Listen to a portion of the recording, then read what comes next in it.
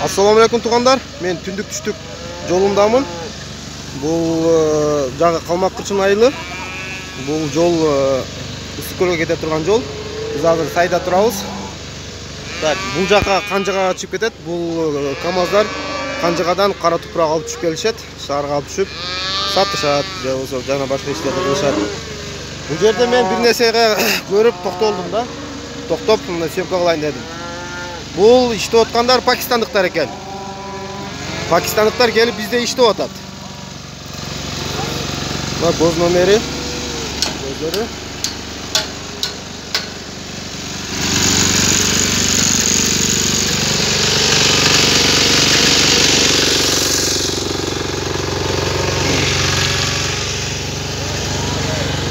Бул жак Когарт айылы түнөлгө кетип турган жак. Бул жерде дем ала турган жерлер. Бизде саясат кызык эле да.